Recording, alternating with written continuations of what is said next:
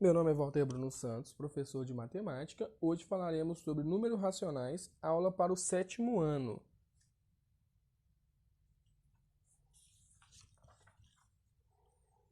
Hoje falaremos sobre números racionais, raiz quadrada exata. Vamos a alguns exemplos. Eu tenho aqui raiz quadrada de 4 nonos, ou seja, raiz quadrada de 4 nonos é a mesma coisa de raiz quadrada do numerador dividido pela raiz quadrada do denominador. Ou seja, raiz quadrada de 4, que a gente sabe que dá 2, e raiz quadrada de 9, que a gente sabe que dá 3. Ou seja, raiz quadrada de 4 nonos é a mesma coisa de 2 terços.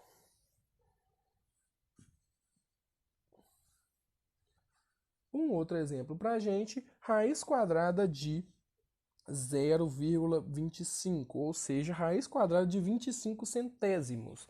A gente sabe que tem como escrever esse número decimal em fração, ou seja, 0,25 é a mesma coisa de 25 centésimos, ou seja, raiz quadrada de 0,25 é a mesma coisa de raiz quadrada de 25 centésimos.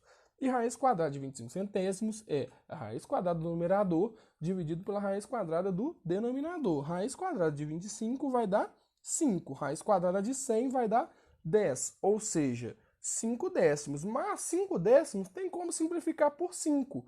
Dividir por 5 em cima e embaixo. Ou seja, isso é a mesma coisa de meio. Ou seja, raiz quadrada de 0,25 é a mesma coisa de meio, ou 0,5 também, se optar por decimal. Mas raiz quadrada de 0,25 dá meio ou 0,5.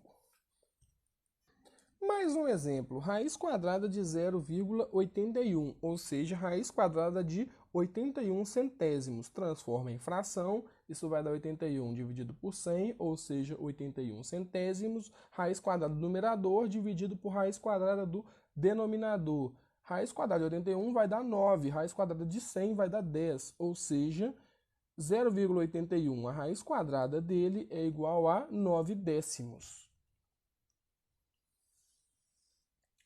Um outro exemplo para a gente, raiz quadrada de 1/4. Raiz quadrada de 1/4 é a mesma coisa de raiz quadrada de 1 dividido por raiz quadrada de 4. Raiz quadrada de 1 é 1, raiz quadrada de 4 é 2. Ou seja, raiz quadrada de 1/4 é a mesma coisa de meio.